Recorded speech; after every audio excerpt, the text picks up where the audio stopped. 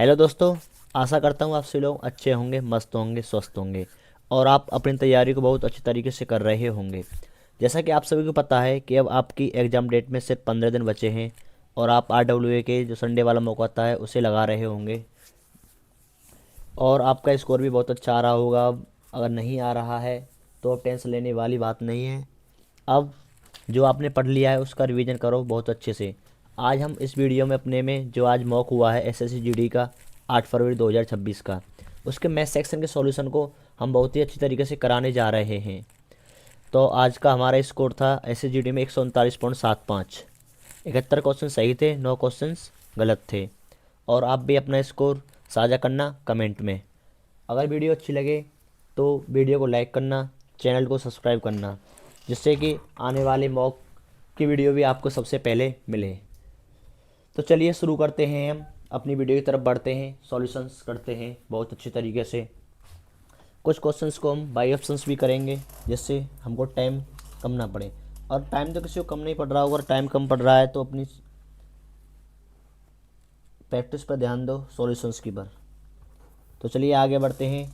हमारा पहला क्वेश्चन रहने वाला है हमारा, एक भाग के प्रथम भाजक भागफल का 6 गुना और शेषफल का 5 गुना। यदि शेषफल 12 है तो भाज्य ज्ञात कीजिए। इसका एक फॉर्मूला होता है, भाज्य बराबर भाजक गुणा भागफल प्लस शेषफल।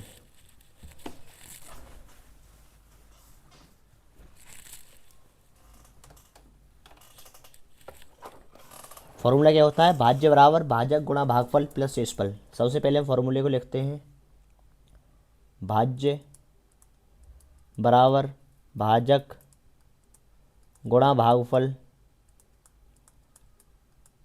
प्लस में शेषफल।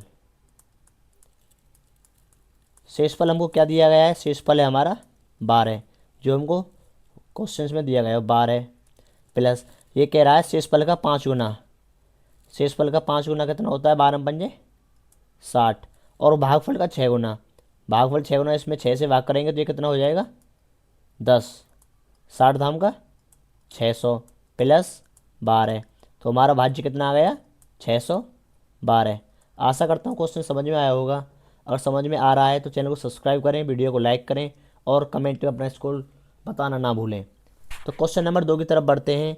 निम्नलिखित प्रश्न में प्रश्नवाचक चिन्ह के स्थान पर क्या माना आना चाहिए?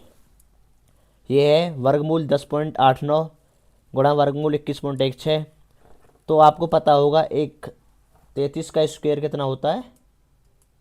1089। 2116 किसका होता है? 46 का।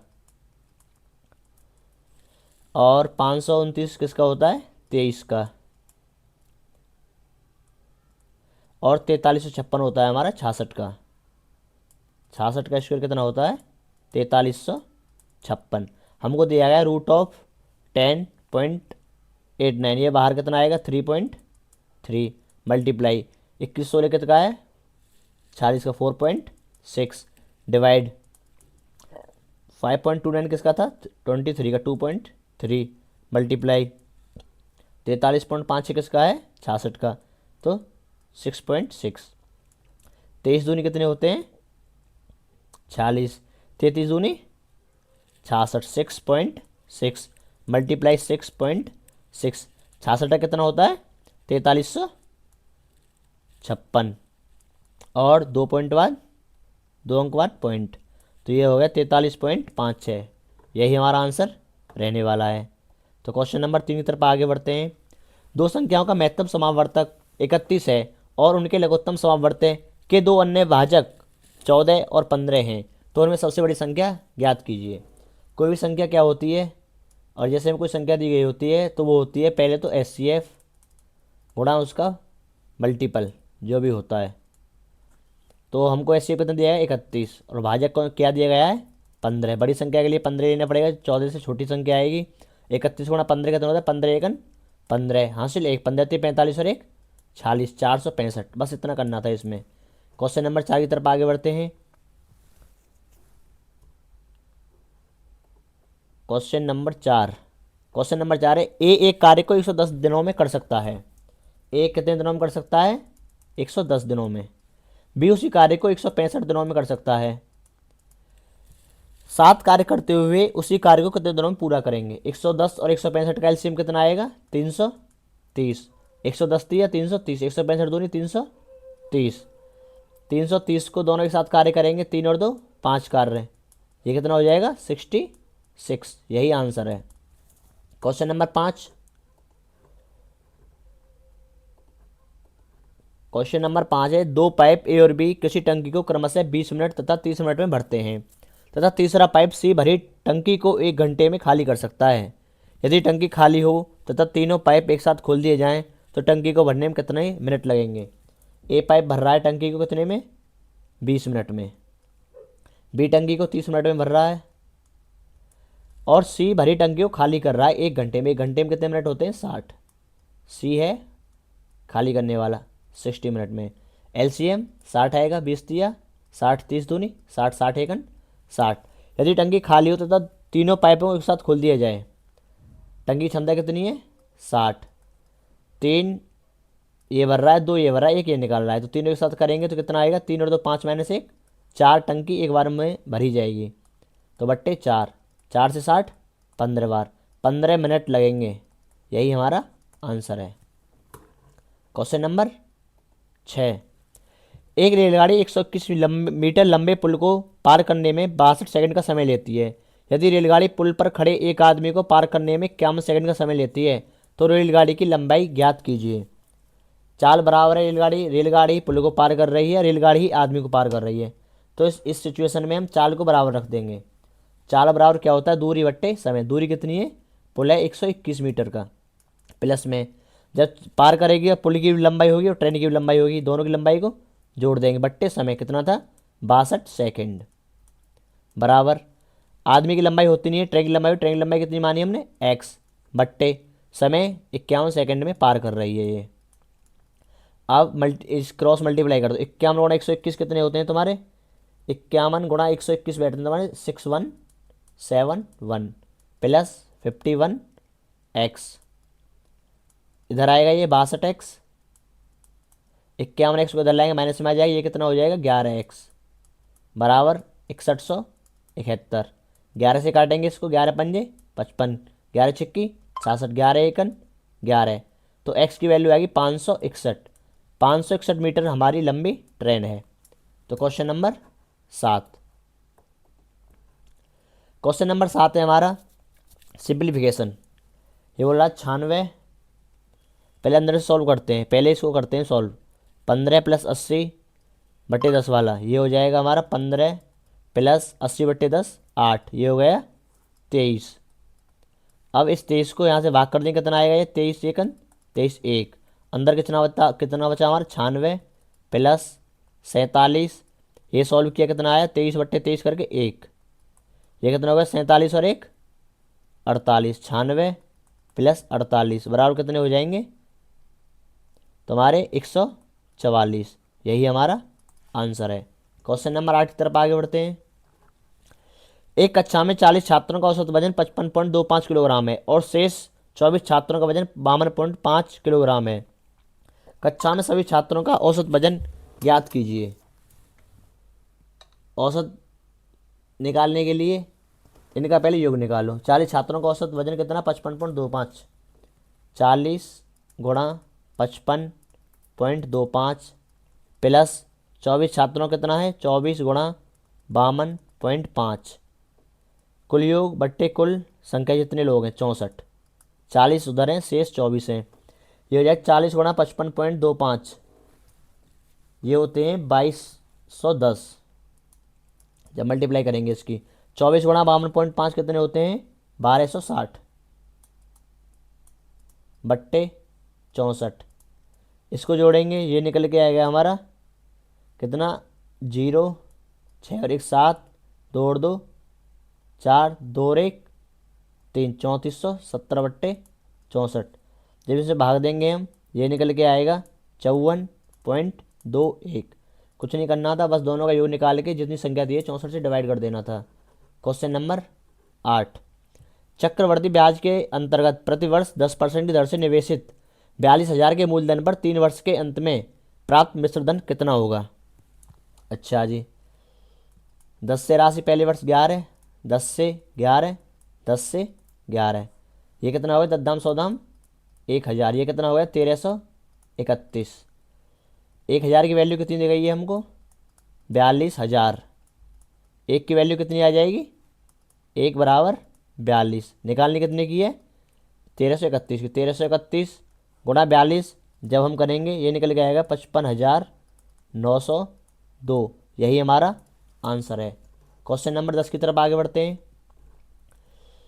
ए ने एक रेडियो को 20% ए ने एक रेडियो को बी को 20% लाभ पर बेचा, बी ने इसे सी को 10% की हानि पर बेच दिया तथा सी ने इसे डी को 5% लाभ पर बेच दिया।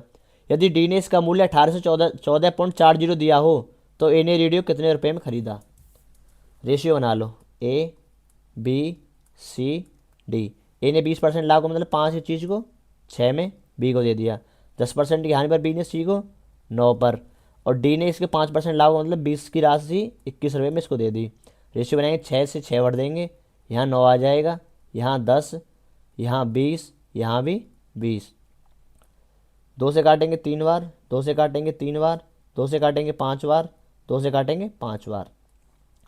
20 पंजे 100 पंजे 500, 20 पंजे 100 छिंग 600, 9 सत्ताईस दूनी 54, 540, 9 तिया 27 गुणा 21, 21 सत्ताईस 47 का 7, हाथ से 14 की दूनी 42, 4 40, 10 56 567, ये निकल कर आ गए। अब हमको दिया गया है डी ने इसका मूल्य 1814.10 दिया, 567 की वैल्यू दी गई है हमको, 1814.4 बट्टे 567, और पूछा किसका है ए का, गुणा 500, ये निकल के आएगा हमारा काट पीट के 600। ए ने 600 रुपये में रेडियो खरीदा था। क्वेश्चन नंबर 11 की तरफ आगे बढ़ते हैं। सॉरी गलती हुई है, एक सेकंड, इसको सॉल्व करते हैं पहले हम।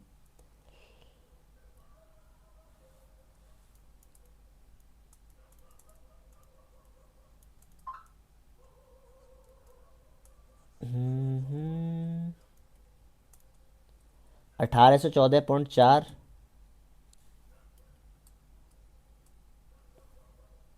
गुणा 500 की वैल्यू निकालनी है हमको, बराबर, इसको सॉल्व करते हैं। 1814.4 गुणा 500 कितना आएगा, 1814.4 गुणा 500, ये निकल के आएगा हमारा 907,200, 907,200 बट्टे 567, ये निकल के आया हमारा 1600। 600 आंसर नहीं आएगा, आंसर आएगा 1600। क्षमा चाहता हूँ उसके लिए मैं। ए ने रेडियो को 1600 रुपये में खरीदा। क्वेश्चन नंबर 11, उस अर्धवृत्त का कुल पृष्ठीय क्षेत्रफल ज्ञात कीजिए जिसकी त्रिज्या 51 सेंटीमीटर है और पाई का मान दिया है 3.14। अर्धवृत्त का कुल पृष्ठीय क्षेत्रफल होता है हमारा 3 पाई आर स्क्वायर, यानी कि टोटल सरफेस एरिया TSA। 3 पाई की वैल्यू दी गई 3.14 गुणा आर स्क्वायर 51 गुणा 51। अब आपको अगर 51 का वर्ग पता होगा तो आप इसको यूँ ही कर ले जाओगे। 51 का वर्ग होता है तुम्हारा 2601 गुणा 3 गुणा 3.14, ये सॉल्व करके आएगा 24,501.42, यही आंसर रहने वाला है। क्वेश्चन नंबर 12 की तरफ आगे बढ़ते हुए, 100 मीटर लंबे और 80 मीटर चौड़े फर्श को इस प्रकार ढकने के लिए समान लंबाई कम से कम कितनी वर्गाकार टाइल्स की आवश्यकता होगी कि टाइल का कोई भाग बर्बाद ना हो। इसका SCF निकाल के, जैसे 100 है ये गुणा 80, SCF कितना आएगा 20, 20 से डिवाइड कर दो, 20 पंजे 100, 20 चौक 80, 5 चौक 20, यही हमारा आंसर रहने वाला है। क्वेश्चन नंबर 13 की तरफ आगे बढ़ते हुए, साधारण ब्याज पर निवेश किया गया धन 12 वर्षों में अपने आप का 7 गुना हो जाता है, तो ज्ञात कीजिए 24 वर्षों में वह कितने गुना हो जाएगा। अच्छा जी, एक की राशि 7 गुनी हो रही है, यानी कि 6 ब्याज मिल रहा है हमको। 6 ब्याज 1 रुपये पर 12 वर्ष में, तो दर ज्ञात कीजिए पहले। 6 से 12 2 बार, 2 से 150 बार, रेट निकल के आई हमारी 50%।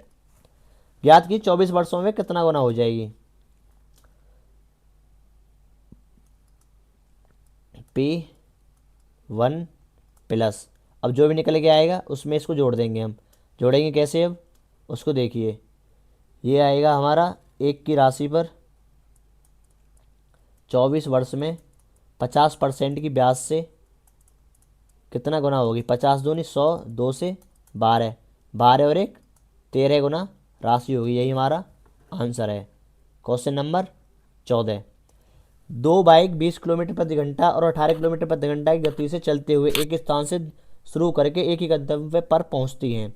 यदि एक बाइक दूसरी बाइक से 15 मिनट अधिक लेती है तो दूरी ज्ञात कीजिए।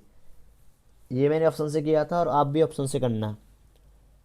पहले दूरी मान लो 45 किलोमीटर, ए ऑप्शन लिया मैंने। 45 किलोमीटर की दूरी 20 किलोमीटर प्रति घंटा की चाल से चल रही है, तो ये कितने समय में पार करेगी इसको, 5 से 9 बार, 5 से 2 बार, ये कितना आ गया 4.5 घंटे।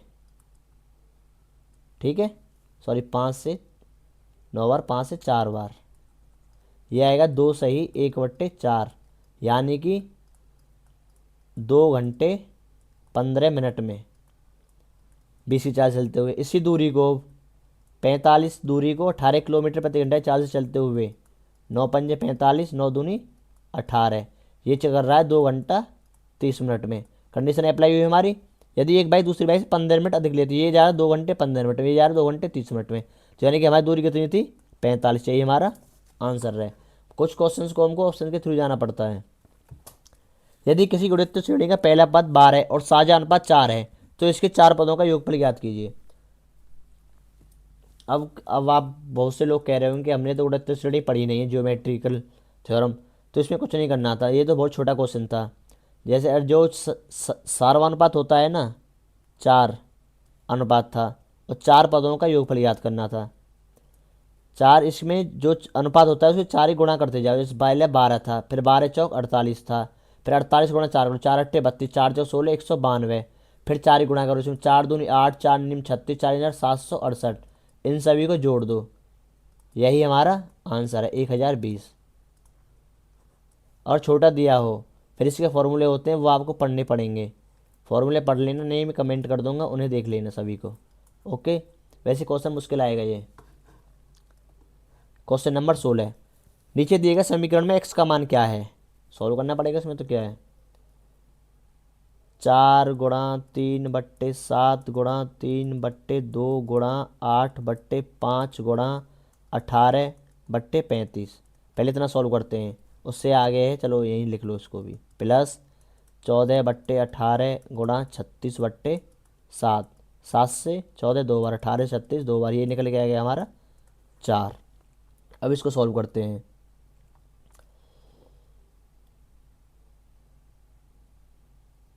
2 से 18 9 बार, ठीक है जी, गड़बड़ हुई है क्या, 4×3/7, 4×3/2, 8/5 × 18/35, 2 नहीं 18। टाइपिंग एरर है भाई इस क्वेश्चन में तो,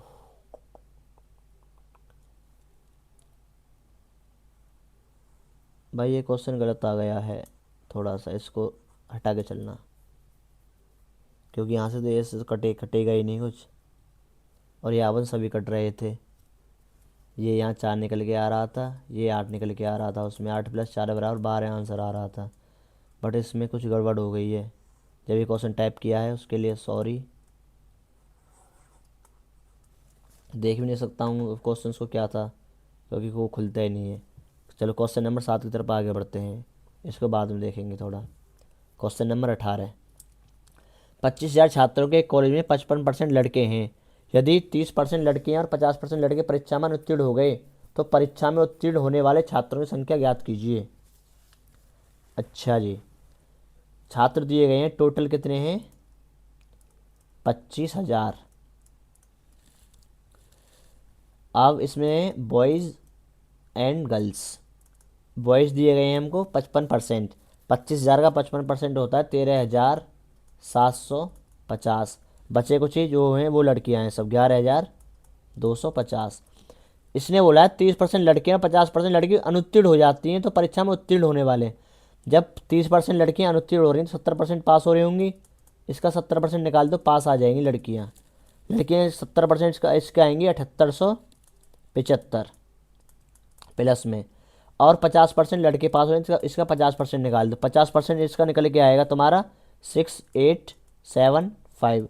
इसको जब जोड़ेंगे ये आएगा 14,750। यही आंसर है। क्वेश्चन नंबर 19 की तरफ आगे बढ़ते हैं। एक स्मार्ट टीवी को 1,61,900 में खरीदा जाता है, फिर इसको 15% अधिक अंकित किया जाता है और उसके बाद 10% की छूट पर बेचा जाता है, तो स्मार्ट टीवी पर लाभ प्रतिशत ज्ञात कीजिए। हमने टीवी ली थी 1,61,900 रुपये की, 15% मूल्य अंकित उस पर बढ़ा दिया हमने, तो ये हो गया 115/100। फिर इस पर 10% डिस्काउंट देते तो 90% पर बेचेंगे। ठीक है जी, 2 जीरो से काट दो, 2 जीरो, 5 से काट दो 23 बार, 5 से काट दो 20 बार, जीरो से काट दो जीरो, 23 नम्मा होते हैं 207 गुणा 1619/2। जब हम इसे सॉल्व करेंगे तो ये निकल के आएगा हमारा 1,67,566.5। 1,61,900 की चीज़ खरीदी थी, 1,67,566.5 में बेच दी, तो हमको लाभ कितना हुआ 5,666.5 का। कितने पर हुआ, कितनी खरीदी 1,61,900, तो गुणा 100, 100 से जाएगा ये 100 बार, 1619 को 56,666.5 बार काटेंगे तो ये जाएगा 3.5 टाइम्स। यही हमारा लाभ परसेंट है 3.5%। आशा करता हूँ आप सभी को बहुत अच्छे से समझ में आया होगा सॉल्यूशंस। अगर आपने वीडियो अंत तक देखी है तो वीडियो को लाइक करना, सब्सक्राइब करना चैनल को, और अपना स्कोर कमेंट में साझा करना मत भूलना। आपका कितना स्कोर आया है कमेंट में बताना।